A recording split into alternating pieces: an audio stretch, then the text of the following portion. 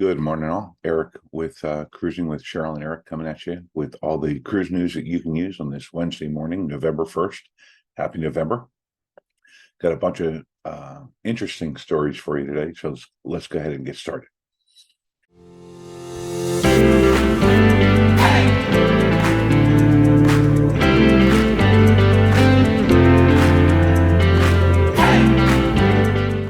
First up, some not so good news coming out of Royal Caribbean. They've decided to increase the gratuities starting on November 11th. Not a welcome bit of news for, well, not a welcome bit of news, let's put it that way.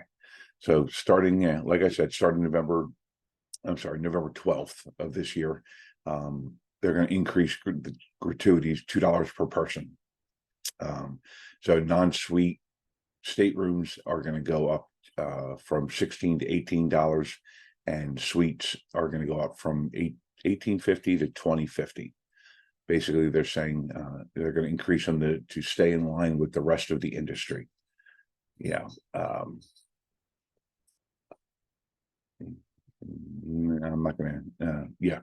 So yeah, they're increasing the gratuities. So while I understand that the crew deserves better pay, I'm not quite sure that this is the way that I think they should go about it, but who am I?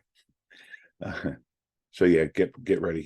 If you haven't prepaid your gratuities yet, they have stated that if you prepay them before the 12th, you're going to be kind of grandfathered in.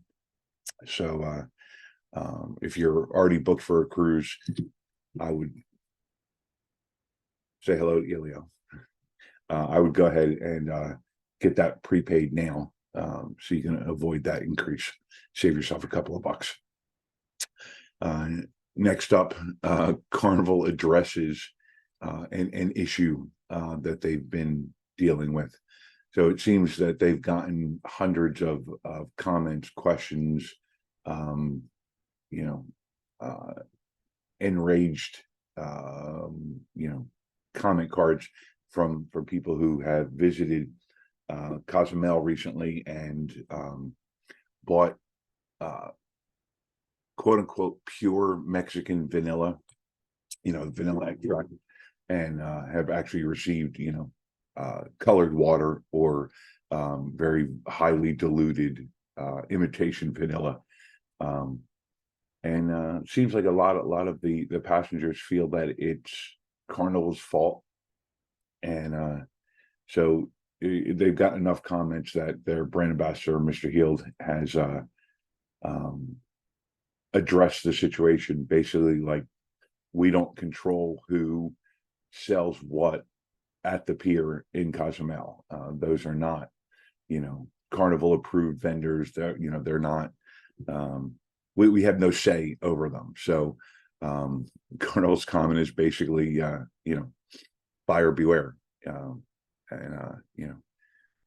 If you're paying a couple of bucks for, like a 16-ounce jar of what's supposed to be double strength pure vanilla, and it's, $4 or $5, yeah, just don't buy it. They have no say over or control over what's being sold at the pier. So yeah, I find that interesting, that it's somehow Carnival's fault. Interesting. So next up, back to Royal Caribbean. Seems that they've clarified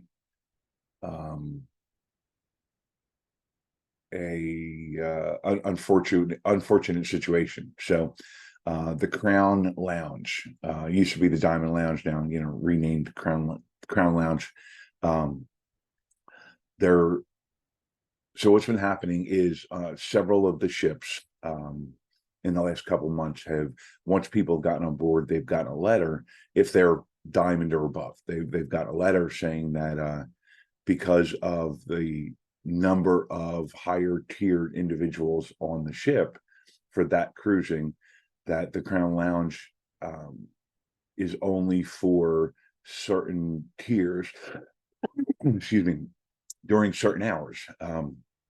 So basically, what it is the Crown Lounge is access will only be granted to Diamond Plus and Pinnacle from 5 p.m. to 8 p.m. So even though it's used to be the Diamond Lounge, now the Crown,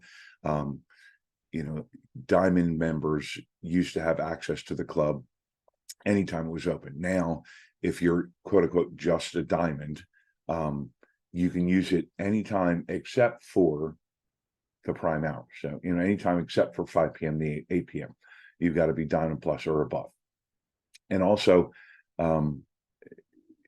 Pinnacle Lounge is also going to be restricted to some degree. So it's going to be based on the number of overall points you have. So, say you just made Pinnacle, and I believe, if I remember correctly, Pinnacle is like 700 points, 700 nights at sea. But if there's room for 10 people and there's 15 people who have Pinnacle, well, then they're going to basically allow you access based on your rank, your sub rank, for lack of a better word. So if you only have 712 points and everybody else that wants to get in has got 800 points, you're going to be denied entry.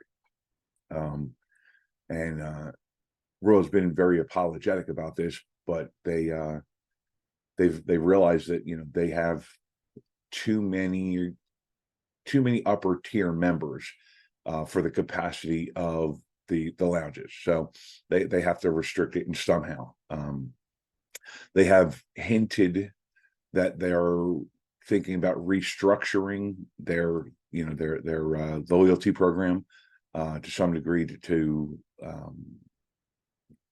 take care of this issue, but there's been no official statement about that as of yet. So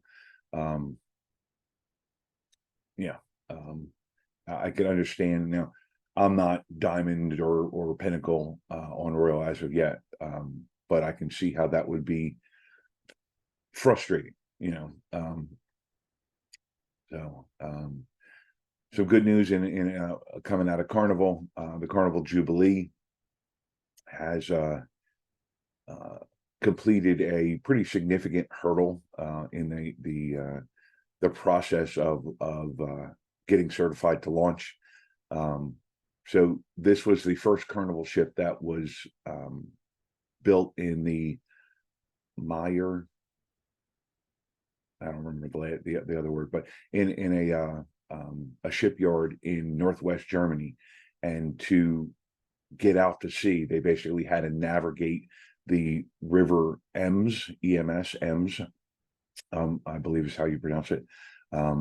And that was a feat in and of itself, just because of the number of twists and turns in that river, and the let's call it tricky navigation. Actually, from what I understand, they actually had to sail backwards at one point to navigate their way out of there, and they did it successfully without any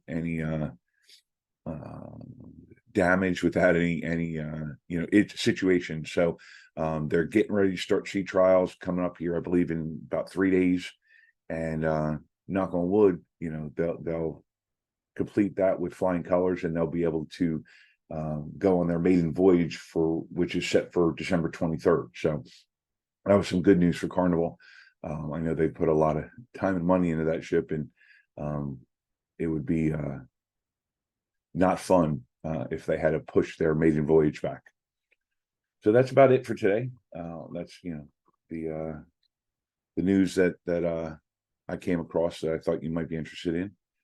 So I hope you have a great day. If you like what you're hearing, seeing, and if I'm getting a smile out of you, hit that like button, subscribe, send me some comments, and have a great day.